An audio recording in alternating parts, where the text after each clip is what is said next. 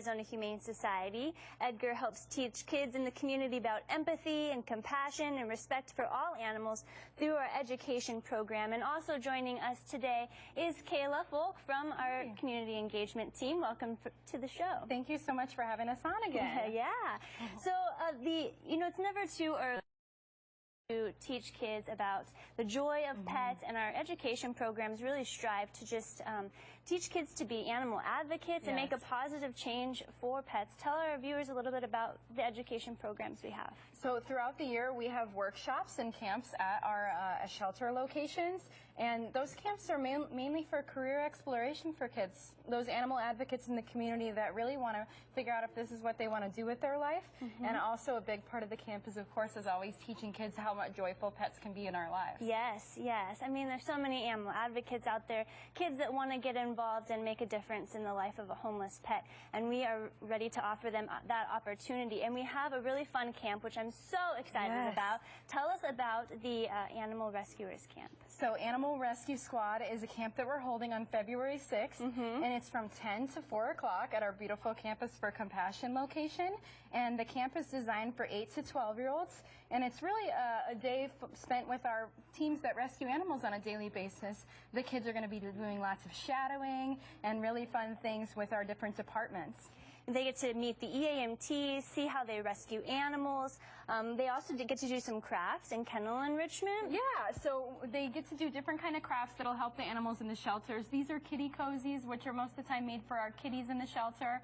Decorating ping pong balls for our cats, and also critter burritos, which Edgar loves to munch on a daily basis. And for those youngsters who aspire to become a veterinarian, there's also a medical element that they get to experience during the camp. They're going to get to spend some really fun time with our veterinarians in our South Mountain Public Clinic, and during that time they're going to be doing some fun learning games like X-Ray Jeopardy, where they get to go over x-rays with our veterinarians and kind of decide what kind of things that are going on with the animal, judging by their x-ray, and then they get to fix up little stuffed animals just like Scotty here, and fix their ailments that they found in the x-rays. Oh, that's such a cool idea. Yes. Also, really quick, the behavior team, our dog trainers are going to be involved in this animal rescue squad as well. Yes, so we're sending the kids through clicker training. So we're going to clicker train the kids to teach them how to clicker train dogs.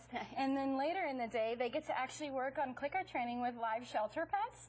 And they also get to do some mock rescues with our emergency animal medical technicians, which is going to be an absolute blast. Yeah. Full of fun for those young pet enthusiasts. Sounds like a very fun day. Again, the camp is on February 6th at our Campus for Compassion, 10 to 4. You can register your child by visiting azhumane.org. It's sure to be a great time. So much going on. A fun-filled, packed day. So looking forward to that. Thanks, Kayla, for being on the show today. Thanks so much for having us on again. And thanks for all you do for the kids in the community. Let's meet a few more adoptable pets. This fox look-alike is a super walking partner. Ski, tell us a little about Foxy Roxy here. Well, Foxy Roxy is young. She's 5 years old. Unfortunately, her owner died, so she's got to be placed in a new home. She's a little shy at first, but warms up very quickly. She was a little shy, but now she's in my lap, which is her favorite place to be. She would think that she was a 3-pound dog. She just wants to be in your lap. She will sleep in your lap. She's great for walks. She's great to just kind of hang out. She's potty trained. She would need to be introduced to any kids in the home, so if you have kids that you'd like to maybe bring in, do a meet and greet first, make sure that it's a good mix.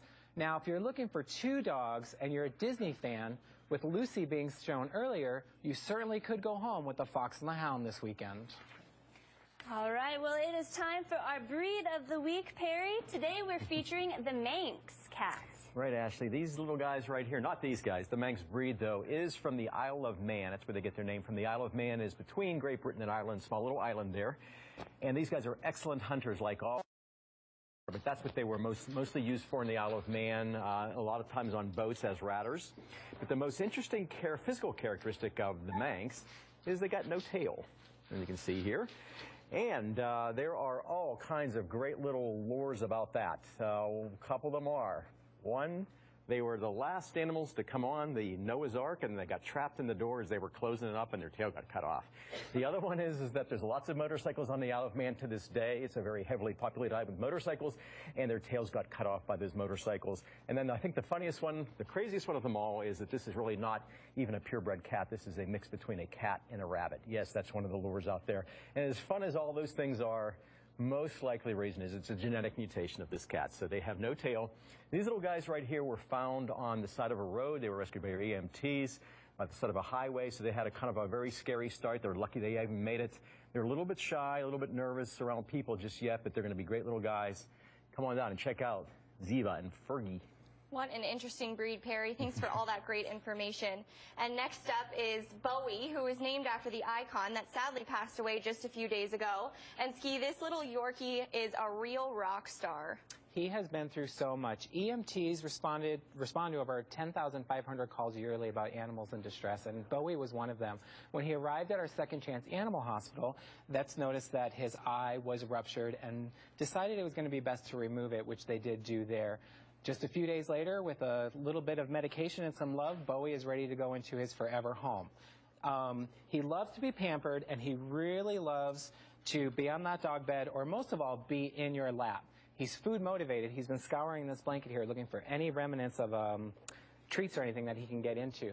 If you're looking for that perfect little lap dog who's going to be smart, you know, Yorkies are very, very intelligent dogs, and they can quickly train you if you don't the right way. So be sure you can also take this 4-year-old boy to our Humane Society obedience classes. You can get more information on that on our website. But Bowie is looking for that forever home, and he can be regular normal dog care because he's got one perfect eye, and that's all he needs to see the world.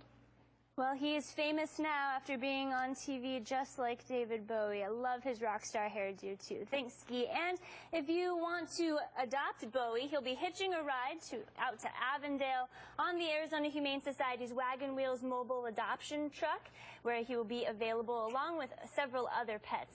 So be sure to check that out. And if you want to see a roadmap to upcoming Wagon Wheels locations, just visit azhumane.org.